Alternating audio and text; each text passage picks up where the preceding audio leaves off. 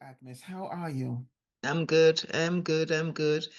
I wanted to just I know the last time when we spoke, we we were just sort of getting acclimatized in terms of what we were going to do and how we were going to do this. And there's just a couple of things that I kind of missed out on saying that I just to build a little bit of context. Um All right. Well, before you do any of that, let's just revisit what this is about. Welcome to another episode of Social Workers Matter, and this particular episode relates to a series of episodes that I'm going to be doing with Dr. Agnes Bryan, specifically looking at some writing that she's done about, well, anti-racist work, but more specifically looking at the various chapters of some writing that she's done. So it's a nice way to kind of consume and to hear more about what her thinking has been around this work and her work. So initially, in the last episode that we did in this series, we talked specifically about a chapter 3. No, we're doing chapter 3 today. I think we kind of working a bit backwards because we went right into looking at chapter 5, the facilitators and what they're meant to be That's doing. right. That's right. So in good old training terms, what we generally ask is, are there any leftovers from the last? Yeah.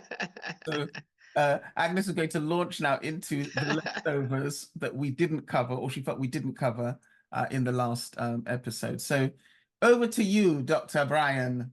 What is it that you felt we didn't Yes. digest? No. I didn't. I think, thank you. I mean, that's a nice segue into what I was going to say anyway, but it's me taking charge as usual. It's me coming out of. I noticed. You can't help it. I think I'm in kind of facilitators mode, so it's like I took charge. I forget who is in charge here. Yeah. But also it might be a reflection of nervousness or vulnerability or whatever. Anyway, which is some of what I talked about I said in chapter 5 about when facilitators having to pay attention to themselves and how they're into the space. So here I am again. So I'm just modeling it. I'm modeling that I'm mindful of what I just did. And then if I was then doing a group, I would do the same thing and then try and recalibrate and just ground everybody. We're getting some real life lessons here. Yeah, absolutely. Yeah. Which is me, as you know. I think on my feet, I do as I go. But no. The bit that I wanted to just ground, because as I said, because as you know, we hadn't, and that's really quite good as well. We hadn't planned it as we would to say, like I'd said to you, should we do 8 sessions, blah, blah, blah, blah. It organically emerged, right? Yeah. And here we are. Continuing. So we will continue. And then there's learning to be had. The only thing that I wanted to say was a bit of my background in the context. I think we did that the last time, but what the bit that maybe didn't come across, and I was reminded of as I was listening to a podcast earlier on, is as well as having an academic background and my practice background, that I'm coming at this from all of the perspective and a background in organization. I'm coming at this from having a background in organization, having a background in academia, and being a psychotherapist. So, and right now, obviously, coaching leaders and managers and so on. So I may have said it, but the integration of all of that is what I really attending to. And I was reminded of, just before we came on, I was listening to a lecture on decolonizing the mind, I think, but it was in academia. Okay. And then I was heartened by the fact that they still continue to use the language of anti-racism, which is good. But also I was reminded that there is something about decolonizing the mind, right? And what that means. But also there is the whole kind of, because it was a world of academia, it would list out all the strategies, and it did it, you know, obviously using the head and putting out all the beautifully outlined what strategies, I think in this context, it was the university as an organization should be attending to, and we've done, I've been party to doing that. And it's so lovely to write that long list of strategies to deal with the structural changes in relation to anti-racism. But the bit that I wanted to emphasize is that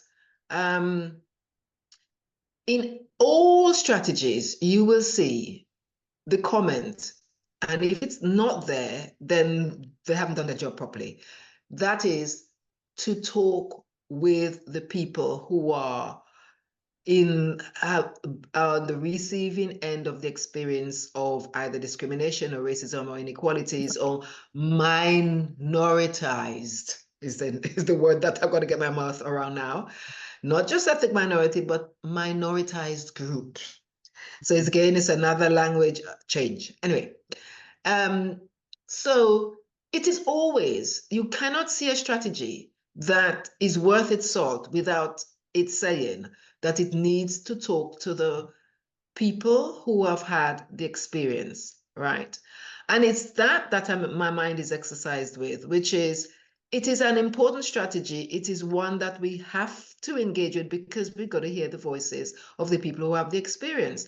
And so what this series is about is the challenges we face as we sit to speak and to listen to the experiences. That it's all well and good to have that as a strategy, but actually, I'm not sure it's owned enough how complex that strategy, that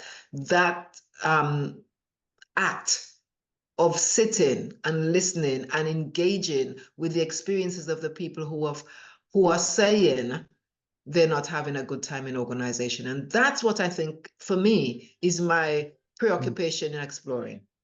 I mean, it's yeah, and I absolutely agree. I was involved in some training last week with a colleague of mine who actually designed an anti-racist practice training for an organization, and one of the first things that she launches us into is your race story.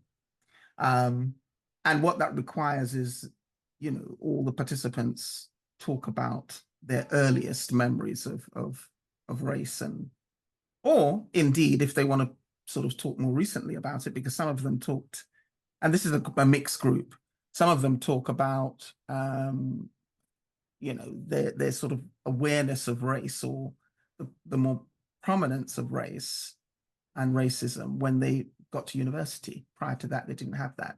But the minoritized groups, or as we are also saying today, the global majority, they were also speaking about quite painful experiences that they'd had in earlier life around race and so on. So that was the first thing we had to do, and that sort of set the tone. It set the tone for the rest of the training, or will set the tone for the rest of the training. So I think you're absolutely right when you talk in terms of hearing what people have to say.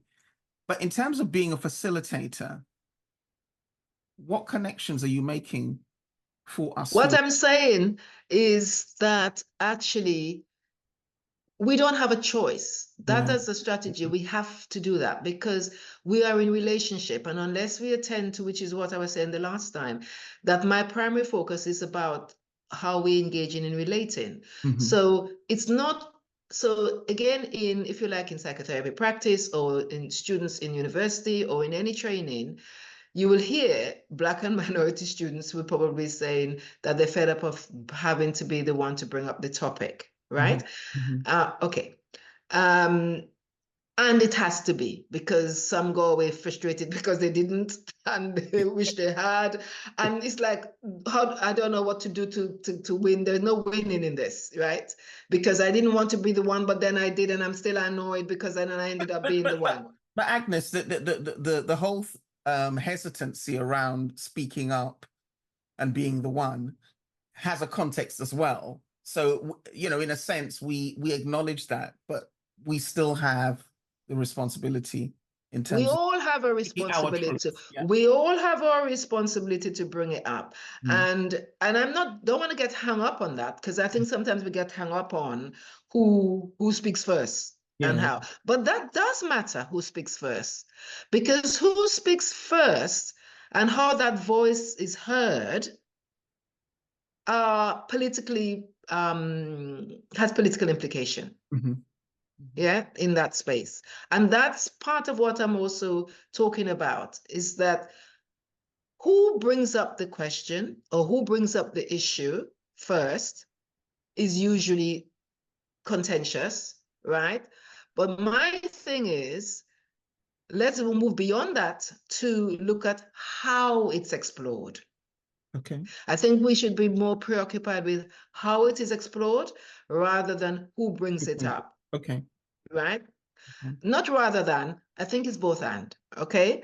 And that how it's explored is the challenge that I think we all have. It doesn't matter where we sit, whether we are, or where we sit in the organization. Well, it does in some ways, because it in that space, right? People, it is not an equal space. And part of the challenge is about trying to create a space that is a little bit more equalized. Mm-hmm. So we are coming into a space where people are coming in organization, I'm talking about, from different parts of the organization, from different parts of the hierarchy, and sitting in the space from different racial background, from different value systems, different family systems, and all of this. And right now, coming into the space within the context of a socio-political landscape where we had about I think it's 4 years now, this month, that we had George Floyd. Isn't Yes, that yes, right? yes. Yeah, Yes, we right. recently spoke. Yeah. So the landscape again has shifted, right? So we're all coming into the space with a slightly different landscape. Now, what has happened in the last 4 years is that for some people, there has been some unlearning, right? Mm-hmm. And some people, there's been some shift. And last time, I think I spoke of, the adverts on the TV now that we see different and so on. Mm-hmm. But unfortunately, what I'm also noticing is that there is some relearning. Yeah. And not relearning of, moving things for the better. There are ways in which we are relearning some of the and replaying some of the belief systems, belief and the values that we hold. Mm-hmm. Some of it might be behavioral as well, right? In a different way. So like the last time again, I mentioned about the different ways in which we use language. Okay. Mm-hmm. That's part of the relearning. So we might be using different language, but the actions are still going on. We're still hearing what the police is doing with the young men and whatever. We're still hearing, just what I mean. Yeah. We're still hearing that the whole police force has to be rethought of and restructured and relooked at. Yeah. We're hearing some of that still. So this Yeah. is the landscape that we're still on. At least it is being highlighted, and it appeases some of us to hear, well, finally, they are hearing us, right? But I guess my question is, how are we being heard, and who is doing the listening, and how is the listening taking place? Yes, there's absolutely that side of it. I mean, I recently attended a conference which specifically looked at the way that the police treat Black young people.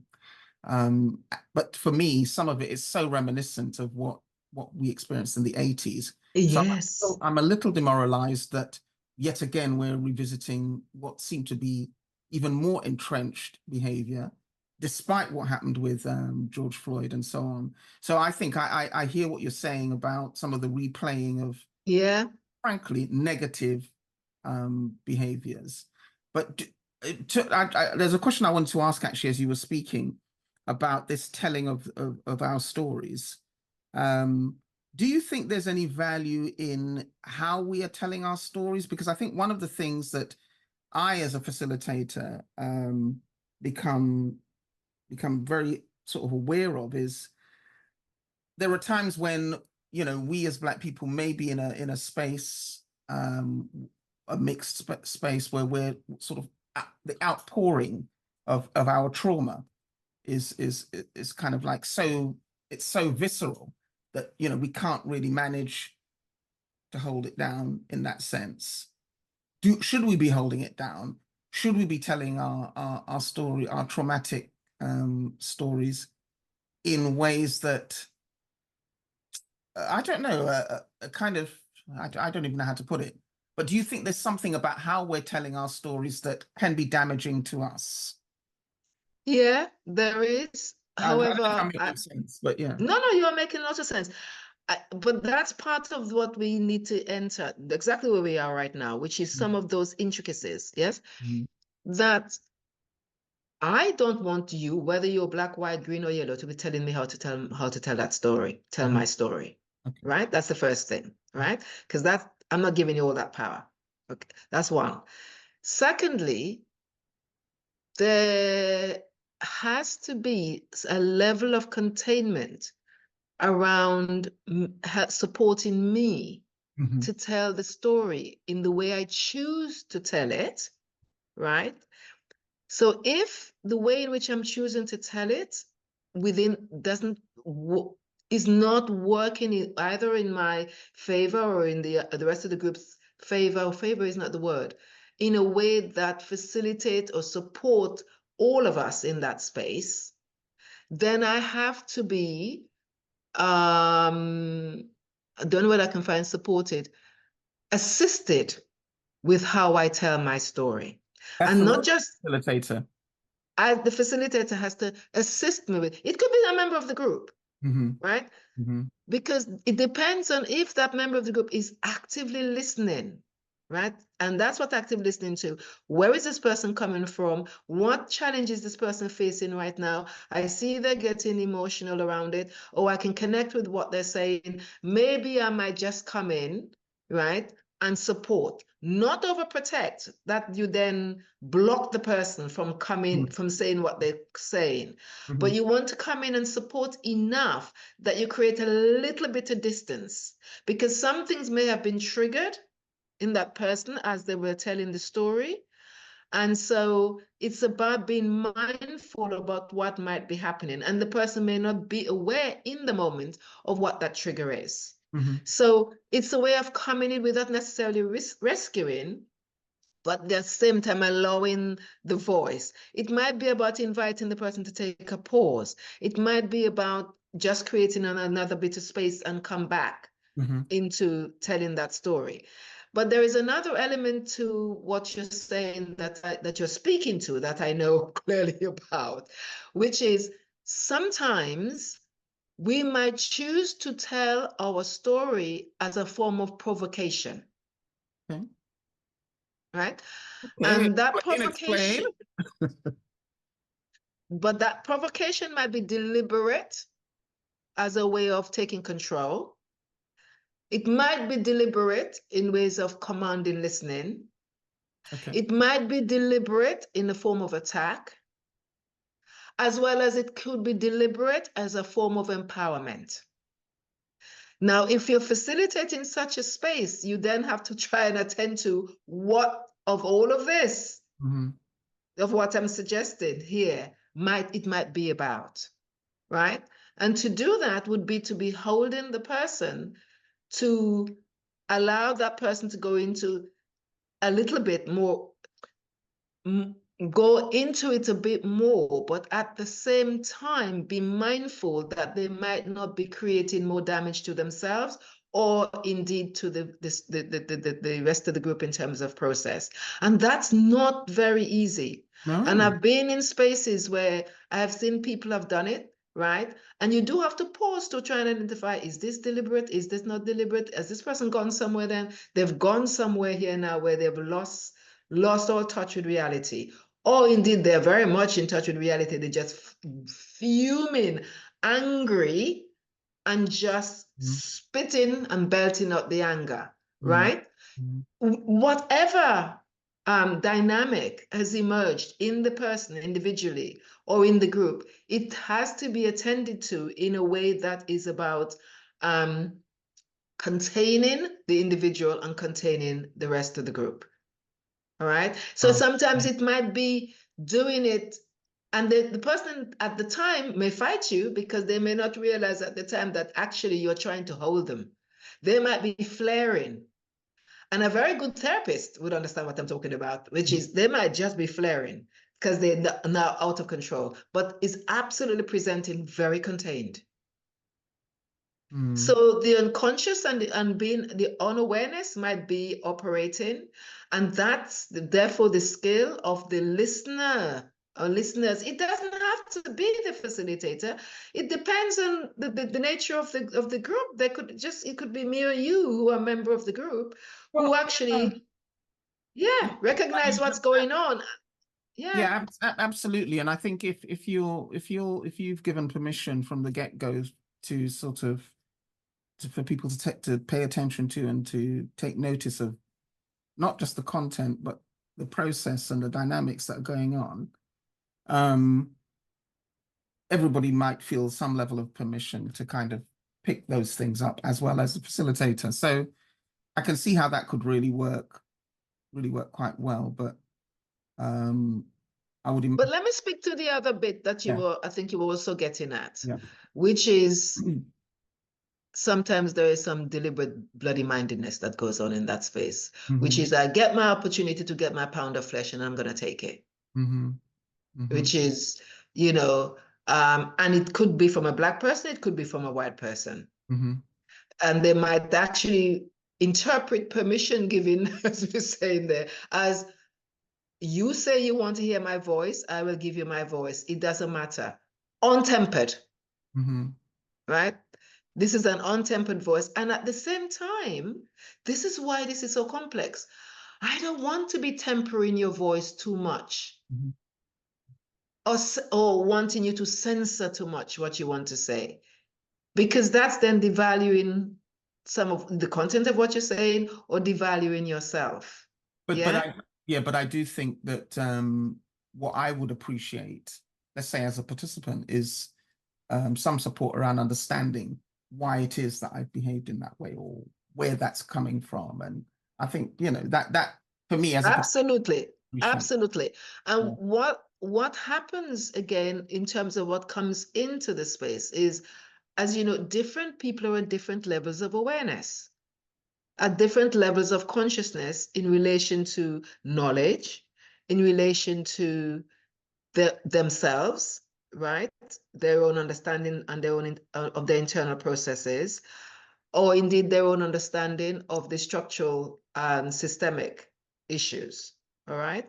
So in the room, as you know, in that space, there's a whole host of different levels of consciousness that would mean that how I get triggered and what might trigger me might be different from what triggers you, Hmm, right? hmm, hmm, Irrespective of any of, and that's what has to be contained. That's what has to be listened to. I was trying to avoid the word managed because I think what we do, we tend to manage it hmm, and we tend to structureize it so that if we put another structure in place and then we go and we visit the contract and we do all kinds of things, we're silencing people.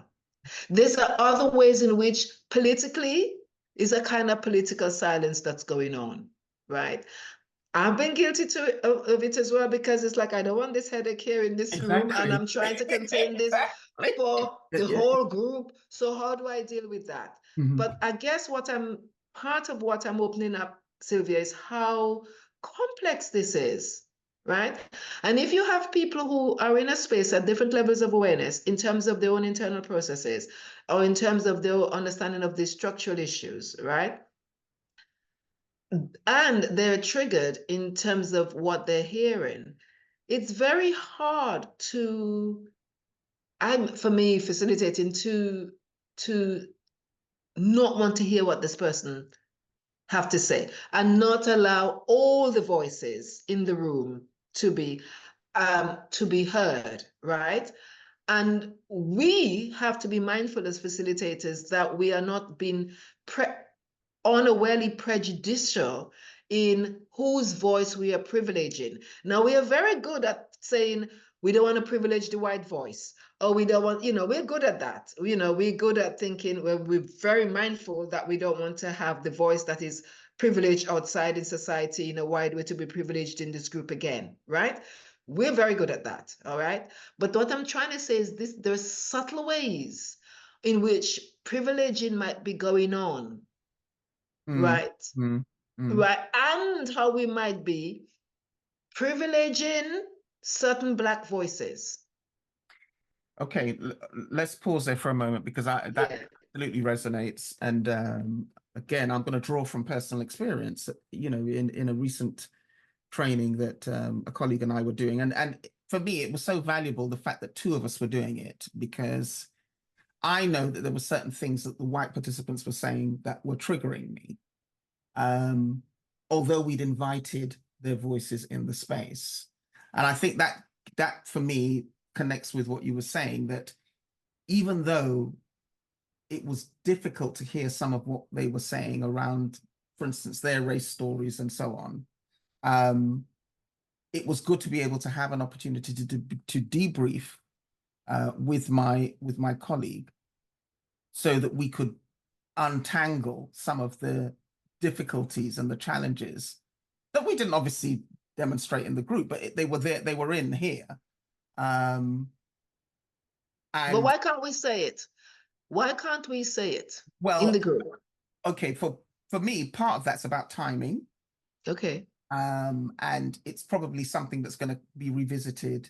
Okay. As the groups go on, because it wasn't just a one-off thing. But equally, if it were just one singular session, do you think that to address some of what's being triggered in you as a Black trainer is appropriate to express in that forum? Would that not silence, let's say, our white participants? Would that not also prevent us from kind of hearing something of how they think and how they feel, and some of the concerns and the, don't you think that might be a silencer, if you like? And that's a judgment call. Yeah. In that moment, it's a judgment call.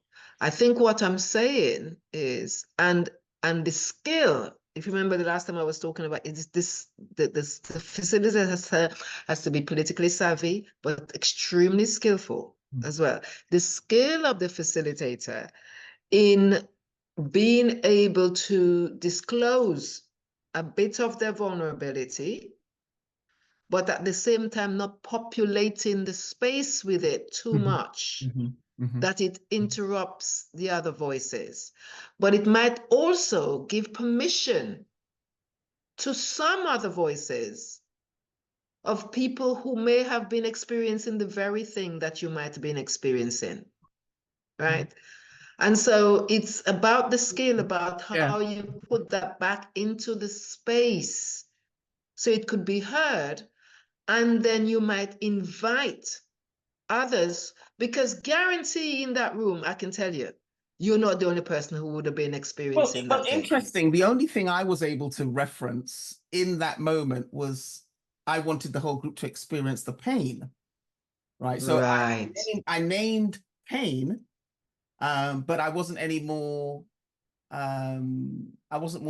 specific than that. But I hear what you're saying, and it may well have been, I could have extended it a bit more, but yeah. So I was aware that something had to be said, but the most I could say at that moment was, let's be aware and acknowledge the level of pain that this behavior and but that's okay. Yeah.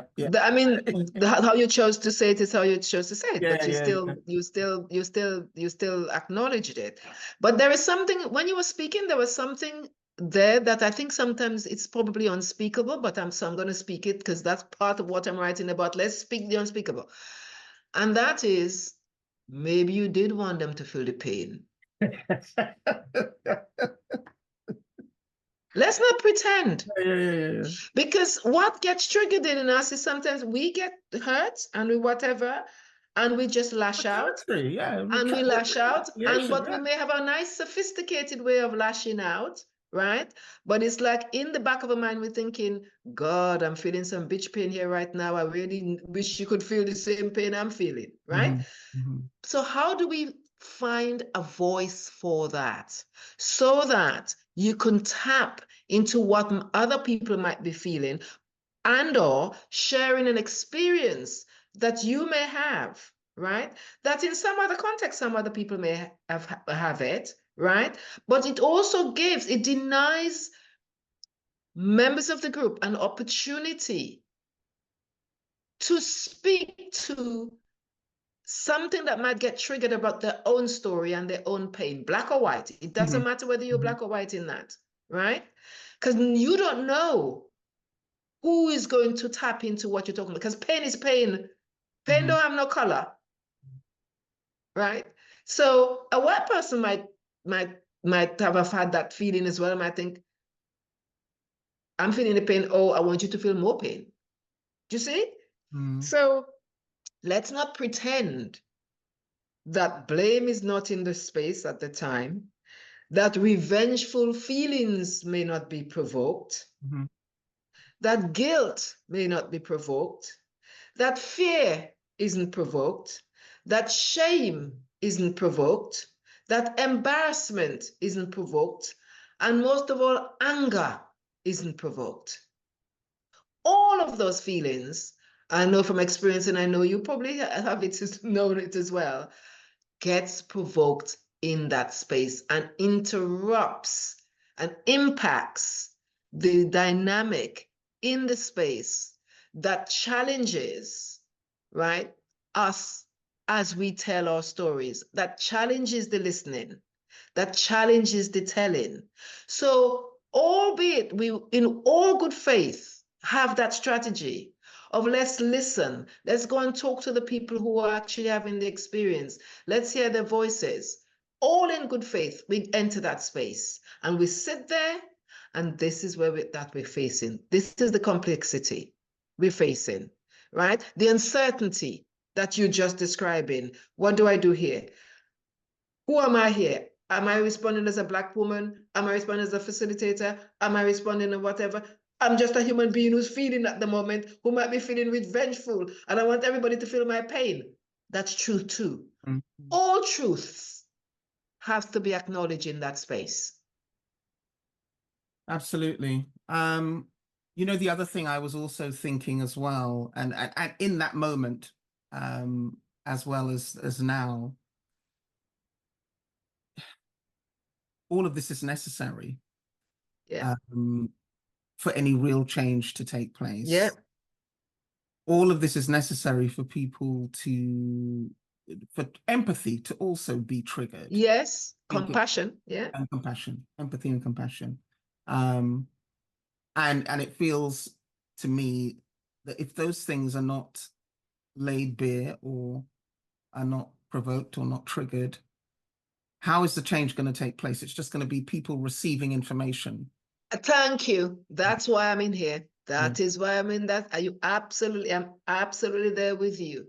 That if we don't pay attention to, which is the whole theme of my work, attending to the relationship and how we're relating and what gets underneath there and what happens as we sit to engage interpersonally, how intrapsychically there are things happening. If we don't pay attention to all of that, we will still just be talking top of our head, just the academic bit, strategies and strategies and structures and structures, right?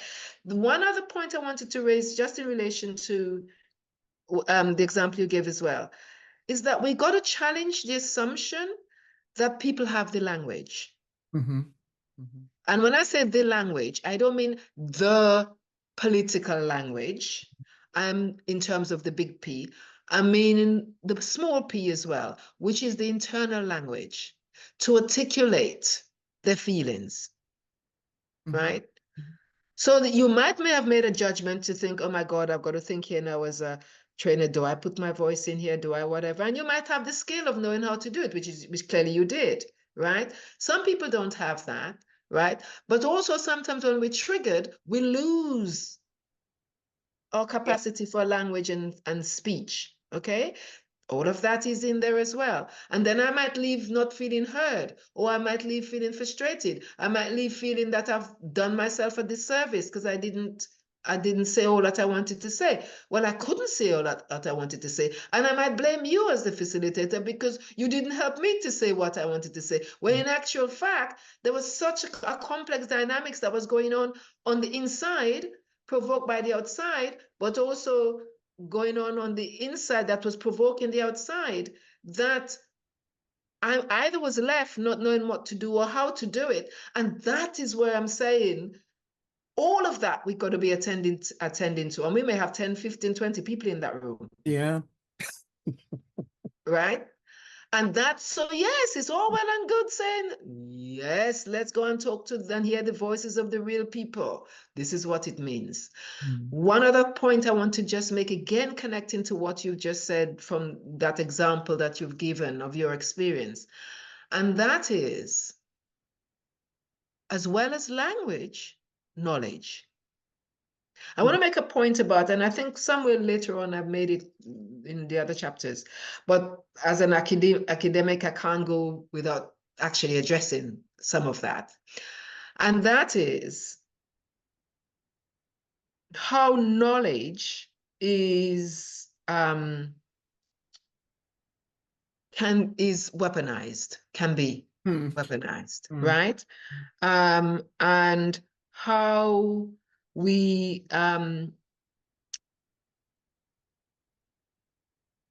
who speaks, how it's spoken, in what form it's spoken into, is power laden. Explain. We sometimes use the word voice, and we're saying as if it's just, I don't necessarily just mean the literal technical thing of the voice. Yeah. Voice is political. Okay? So if you want me to use my voice, it means you're going to listen to what I have to say. It also means I have to have the capacity to know how I'm to voice and how I'm voicing. It also means that there is an assumption that we are all we all have the capacity for interpreting what's said in the same way. Okay. And do you see, that's what I mean when I say that's a political thing as well. Voicing is a political statement, is what I want to look at. Because who decides and who defines the language and the words that are being used and the way has to be used? If we think about social work training, because, I come from a background of training social workers, that in the world of academia, I remember, when I was assessing students' work and how challenging and difficult I found it particularly when I observed that it's with Black students who are keeping their voices out, right? And prefacing the voice of the author or the voice of because they're not valuing their story. But it was more than that. It was also about, well, they've said it better than how I would have said it. Yeah. And what is the better? Who defined that in the first place? Who defined what academic language should look like. Okay? Mhm. And how that in itself is powerful enough to make the person who are not familiar, who are not in touch with that milieu, who's not come up in that environment, right? How dehumanizing it could be for that person, how belittling it could be for them, right? And so I heard somebody said recently, oh, they wrote the thing like how they speak. And I was thinking, well, why shouldn't they write it out like how they speak? Mhm. What does that mean? What does that mean? Actually, it was somebody saying it around my grandson that he's now writing. It's like it's not in the standard English, Oh, yeah, that old trope. right? Yeah. Okay. Now Mhm. she was trying to be helpful because it's like she knows this is an external tutor. She knows that in school, this is what they would be expecting. Therefore, her job is to make Mhm. sure that he does it within a frame that would be acceptable there, right? What I did when I was working with particularly Black students is write it how you want to write it, and then let's work with it. Sure, sure. Because if you interrupt it too early, I don't get a sense of what that person have in their head. So I Okay. don't get a sense of their voice, what they want to say, right? How well they articulate or not articulate. And who defines that? Mhm. Mhm. Who has put the parameter and who have defined the parameter around what articulation means? How well you articulate, how well, what is academia and what isn't academic, right? I mean, I, So, I I yeah. mean, I would even go as far as to say that, one of the things we do as academics in the institution is we encourage students to be critical, look at things, be curious, be questioning. Um, and a good place to start is with your own voice. And as you say, if people are given permission to do that, then you can go back and think about tweaking and reformulating and so on. But if people are not even allowed to do that from the get-go, I would argue that we don't get that level of reflection and critical thinking and so on, because they're having to adopt something that isn't authentically theirs. So it is very complicated, I think. Yeah, that's what I'm saying. You see, Yeah, that's what I'm very saying complicated. we Yeah, are in a yeah, realm of yeah, complexity. yeah, It's yeah, not all yeah. of those things are not simple because I'm coming into that space as well with a colonized mind, Mm. Hmm. Hmm. right? Absolutely. And a colonized psyche. I'm in that space with all of that, Hmm. right? So how do I decolonize? How do I let go of all of this? Okay. When I start, the reason why we're doing what we're doing here is that I reached out to you and I said, I've written 8 chapters of blah, blah, blah, blah, but I'm not going to put it in a book and I'm not going to get it published because I thought about it again. I was thinking, because I want to take control over my voice. Hmm. Once it gets into publishers and and the way I've written it, I noticed when I was writing it, I wrote it from this in the same way because it's an academic piece. What Hmm. I like about what's happening here right now is that you and I are having a conversation. Hmm. And that is what I wanted, to have a conversation with what I'm writing. I want to have a conversation about this, not I have sanitized it.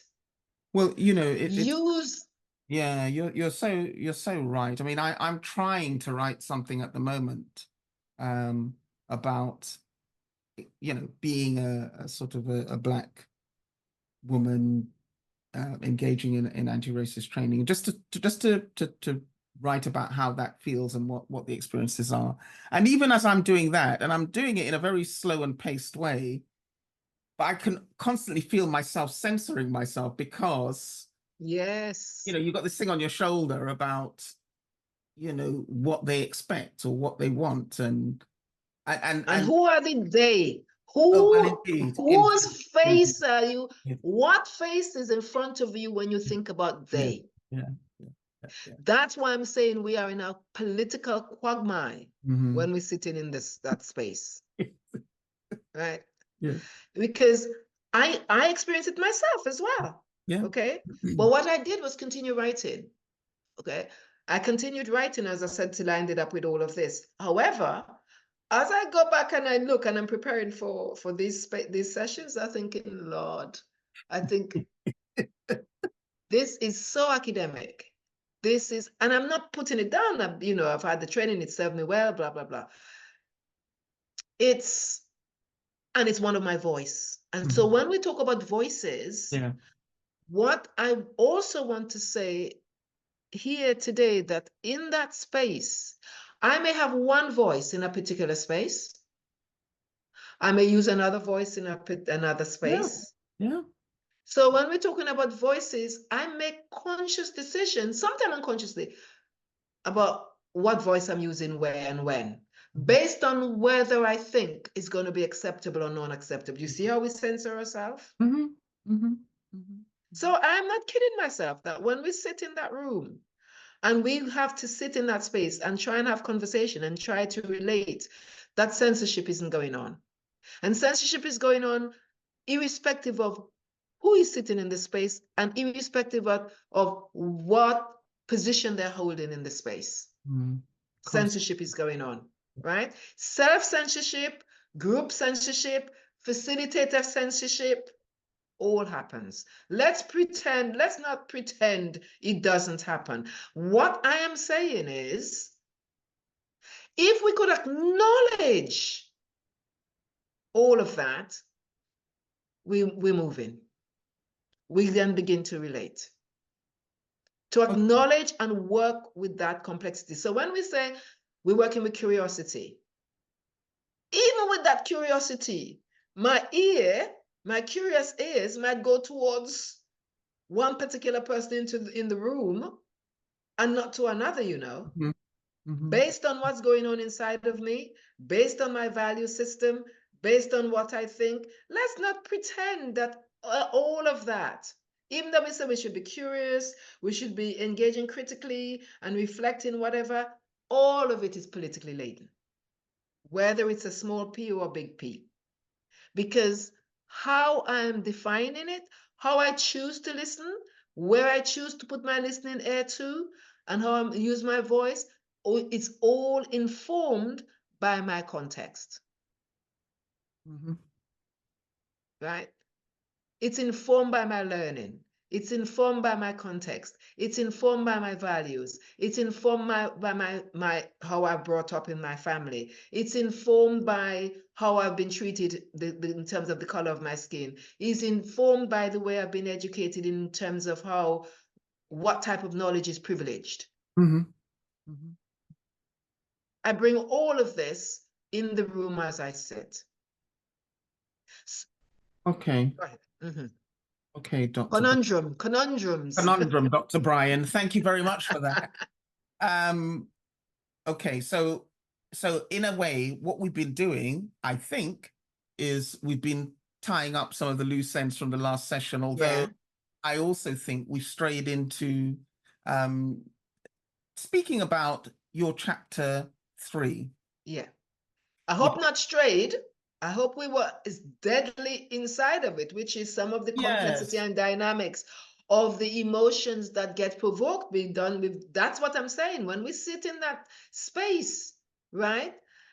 At the social political level, at the interpersonal level, at the intrapsychic level, there are complexities that happens that create censorship or indeed re-traumatize, which is what you're talking about, or indeed provoke fear, or indeed I outlined a whole host of the different sets of emotions that goes on when we sit in that space. And you've given some very good examples of, Okay. like Yeah, how yeah. we attend, yeah. All right. So we're right dead in the middle of We're it. right there. For the purposes of our listeners, Yeah. Agnes is really sort of sharing with us what her chapter 3 is about. And as she also indicates, there is a nice list of sort of unpleasant feelings that that can occupy us while we're in this space. And I mean, when we're talking about the space, are we talking about a training space? Are we talking about a team environment? Are we talking about relationships generally? I mean, who are you angling this, I am this talking, chapter although to? I'm referring to an organizational context, Okay. right? I am saying whenever we sit to have the conversation, so it could be one-on-one, it could be 1-on-3, it could be 5 and 10, it could be whatever, right? What I'm saying is there are contradictions that happens, there are conflicts that happens, there are uh, misunderstanding that happens, there are feelings that are provoked, all coming from a socio-political context, right? And how the space is so politicized that if we don't pay attention to what's happening in it, we miss opportunities for trying to make that change. You said that earlier on, right at the beginning, and I Mhm. want us to go back to that. I remember you saying that very poignant point. So even if it's one-on-one, and it could be black on black, black on white, white on that, whatever, right? As we sit to relate, and the topic of the conversation is racism or anti-racism, there's a hell of a lot of processes that emerges, some of which we may have attended to either as facilitators or when we're sitting in a group context. But I'm saying some of that happens as well on one-on-one. Mm-hmm. The key thing here is conversations about racism or anti-racism.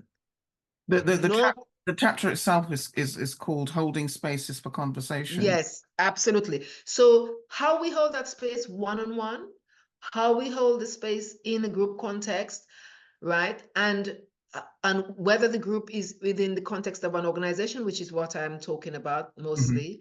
And I think a lot of people are, and because organizations have put that in their strategy, which is to, in their anti-racist strategy, which is to let's hear from the voices who are on the ground, the experiences they're having, as to, and then they go to them to hear what can we do differently?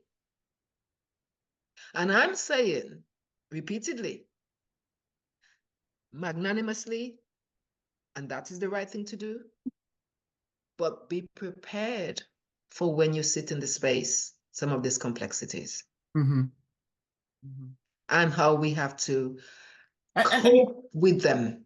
and you see, the thing is, what's so important about that is because I think, and I mean, this is also true of lots of other changes that we want to see in organizations, or the organization wants to see in itself. It says, um, is, I guess, perhaps the approach has been far too simplistic, Yes, um, and that is problematic. That is yes. problematic because, However, yeah, sorry. yep, absolutely. That's why I'm here, Mhm. right, with this. And it's attending to the constraints in that space. And we cannot put a simplistic model on it.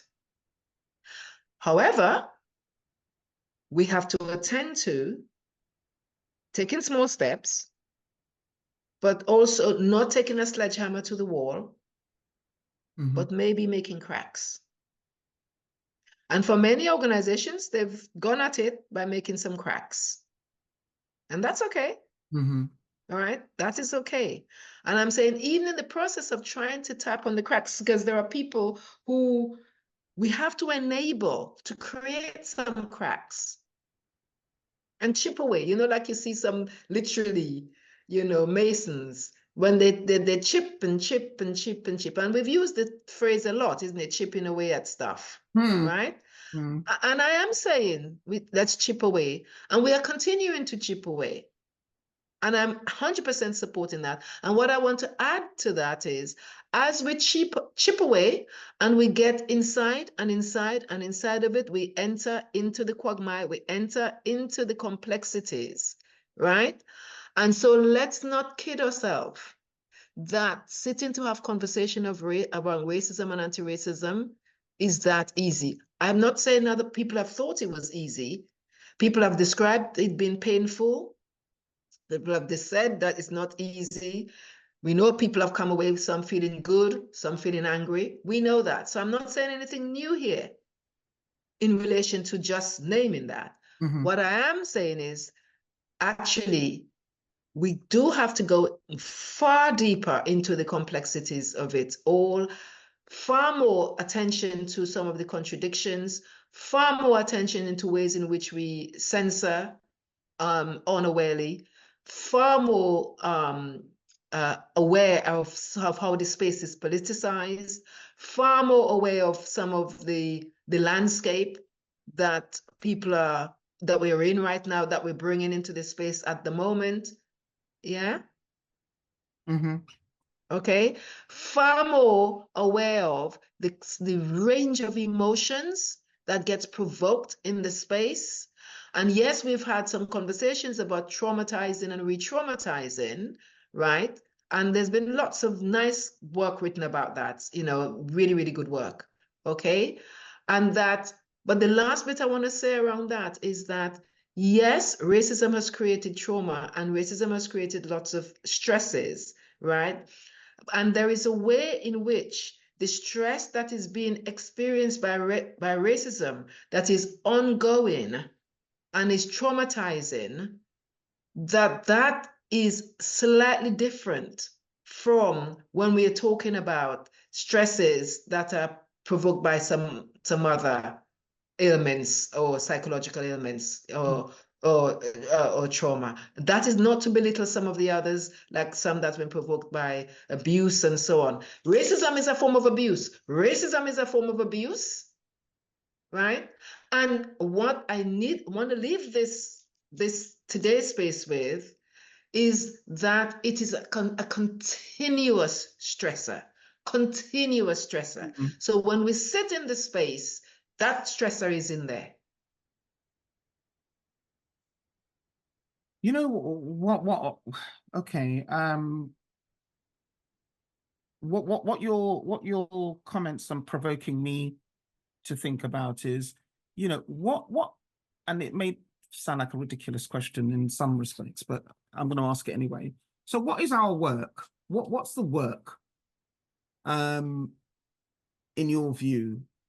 And Our work, I'm gonna we've been talking about it. yeah. We've been talking about it as we've gone along, even Yes. in some of the examples and experiences that you've given, is to not oversimplify the space, Mm-hmm. okay? Politicize the space, whether it's small p or big P, right? That there are psychological aspects to it, that actually we're engaging in creating relationships and actually attending to connecting, right? And staying connected.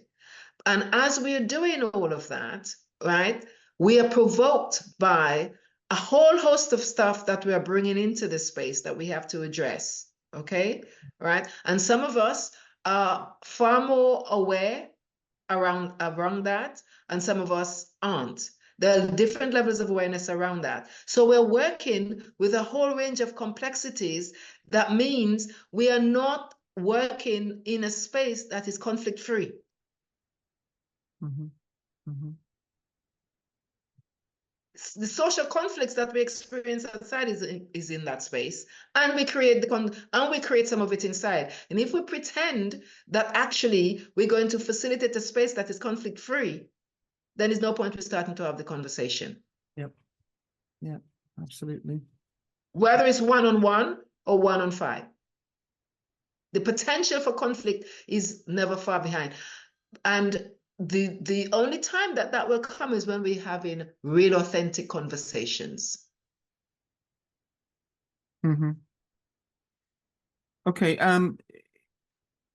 Obviously I've read the chapter, Agnes, and there were a couple of questions I wanted to ask you, You but can still do it. So, well, we've got about 10 minutes. We've got time. Okay. And I do think probably some of this, like today, the way today started, maybe left over till our next Yeah. encounter.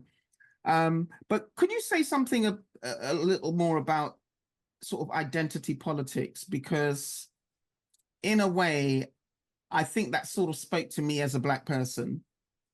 But that's not the entire story. No, because Why is that so significant?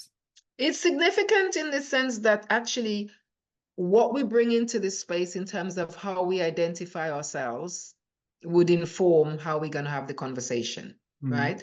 So things like essentialist racism, I think I may have mentioned it in Yes, there. Yeah, right, which is a form of racism which is perceived as unequal in society. That's in the space because it hasn't gone. All right. Color evasion, I think I mentioned as well, which is that some people deny that there are differences among races. Maybe not as overtly as it used to be, but I don't think that that's gone away. I think there are some people who still deny that there are differences around races, right? And power evasion was another term I think I used in there, which was discounting the impact of historical factors and structural inequalities, right? Now, in this conversation, I talked a lot about, if you like, part of what I was doing was really trying to make sure that we don't engage in power evasion in our conversation today. Well, it's so difficult, so interesting, I should say. I was in a recent, another anecdotal example, where I was sort of sharing the content of some training, not even taking the group through it. And when I sort of talked about white supremacy, yeah, as a concept, yeah, I still had a white participant come to me afterwards saying, I'm not quite sure I'm comfortable with that. Now that, again, I didn't delve into what that was about. But it took me aback that even that is still. yeah. That's why I'm doing what I'm doing. Yeah. Let's not assume. Yeah. So here the challenge to the assumption. It may be she's uncomfortable because she identified and she didn't quite like whatever. The whole host of reasons. It may not be that she was denying the existence of it. No, and I took that away as I reflected on it, but it just took me back, really. But then it does mean we need to, that's why I was saying that actually that identity politics is in that space. So like this woman was brave enough to come and say, I don't like the idea of that. Some people don't like the idea of hearing that there's about this white privilege, right? And I've heard sometimes Black people using it in a way that is attacking of white people, that, it's white privilege. And I'm not sure they understand clearly what they're meaning, because they've used examples when I'm thinking, that doesn't explain white privilege, right?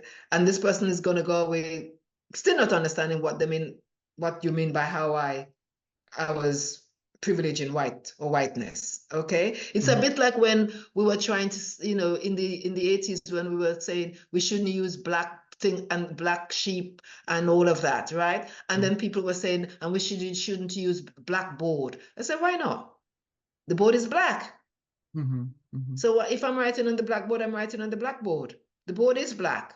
So we got so caught up that even the descriptive thing we were putting a political definition on, right? It was a difficult time. It was a difficult time. Come on. But that's happening here right now with white privilege, because I don't think people are taking enough time to understand what they mean of white supremacy, right? And they're not explaining it well enough. And so it's like, oh, well, it's just, it's privilege in that, and it's privilege in whiteness, and and black and white. They're not really taking, we're not taking time to fully understand some of these things, right? We are reacting because it doesn't feel comfortable. Right? And then we throw it out because we want to attack. So we do ping pong. Yes. We play around with it. Okay? And sometimes we do it, we take control because we want to feel big. Or sometimes we do it because we're angry, and that's the only way I can just expel the anger. Right? All of that happens when we sit to have the conversation. Can't you understand what I'm saying? What I'm saying is this. I am explaining this, right? So as if to say, because I've explained this, you know, and I'm telling you what I think and feel, you can't have a reaction to that. Mhm. As a white person, you can have a reaction to that if I'm saying it. Just because it's my story, why can't you as a white person have a reaction to it? And I Well, have to listen to the that reaction. yeah, that's part of the conversation. Yes, If we're willing to have it. to have it. Um, I That can't, to be honest with you, I'm not always willing to have it, but I right. know sometimes there are times when it needs to be had. And I do think that that's why it's so useful to have safe spaces where you can kind of untangle some of this stuff, Yes, untangle that's what some I'm of your talking about. emotion and your anger and so on. Right. And It's a, creating you know, when you said that, I wasn't comfortable. And then I could say to you, well, actually, you know, you just telling me this day, I've just had a reaction. I'm thinking, is she saying that white supremacy doesn't exist? Or, you know, I've just had a reaction to what you've just told me as well. Mhm, That's how the conversation happens. mhm. That's how the conversation happens. Yeah. Not that I go away thinking, what she mean by that? That means she denying white supremacy. And we're making all these assumptions, right? Dare I say to you in the moment, you know, you just telling me this has just triggered some annoyance in me Mhm, because where I went was that I'm thinking you think white supremacy doesn't exist. And maybe that's not what you mean. Maybe you meant it does exist, but that you feel uncomfortable with it. But mhm. that in itself makes me feel uncomfortable as well. So can we talk? So those of you who are listening, you just got a few little nuggets there for practice from Dr. Agnes Bryan. Thank you so much. It's so Okay. helpful. So helpful. Listen, we've got a couple of minutes and I want to sort of Yeah. round up. You know, we will be meeting again to discuss Yes. another chapter. She's not told me which one yet, but No. no doubt I will get it in the post. So, Yeah. any final thoughts that you want to leave us with regarding, you know, holding spaces for conversations? Because most of what we've been talking about today has been about some of the intricacies around the relationships and the, you know, all the nitty gritty stuff, which I suspect doesn't get talked about usually. So any final thoughts you want to leave us with, Agnes? I'm not sure. I think I've said all that I wanted to say because the way in which I'm You not say sure that if now. You say that I, now. I know, but I'm not sure I could summarize all of that in one, which is um, we all have to take some responsibility around um, how we enter the space, Mm, right? And how we attend to our own development in relation to dealing with not being good enough, dealing with coping with uncertainty, dealing with coping with contradictions, dealing with that I might say this now and I might change my mind yeah. tomorrow based on what I've just heard that I have to attend to whether I have the capacity, you know, for doing that. Okay. Because this area of engagement with the topic of anti-racism, and I'm using that word deliberately. Let's stay with it. Inequality exists, racism still exists. Therefore, we have to talk about anti-inequality and anti-racism. It still Mhm. exists. Okay. As we sit to have the conversations around ways in which racism impacts, like in this context, I'm talking about the workers in the organization and what the organization have to do about it. Okay. We are addressing some of the complexities that are to do with the socio-political landscape, the challenges that happens as we engage interpersonally to connect and create a relationship for the work to happen, right? That we are provoked, our psyche is provoked. And so there are just psychic issues that gets presented in the space that we have to address. And more importantly, earlier on, we had that conversation about the politicization of voices. Mhm. And whenever we speak about it, we think about it as if like it's Black people's voices that are not being heard and that we have to shout a lot. I want us to have a rethink about what we mean by voices and how voices are politicized. Yes, there are voices that have been denied, and we also have to attend to ways in which we have been acculturized, right, to deny our own voices, and how sometimes we use our voices to control, right? To dominate. We know about how the colonial voice had done it, but we also have to talk about how we have internalized some of that Yep. and how we could do that as well when we're in that space. Lovely. That's a great place to pause and finish our conversation today. I have absolutely no doubt that listeners will get great value from some of this and great learning from it. I've certainly learned for free. And as usual, Agnes, it's been an absolute pleasure. And I look forward Thank to you. our next conversation. Thank you. Yep. I like to, so my offering is free because I think education should be free. Yeah, absolutely. Thank you. Until next time, Ciao.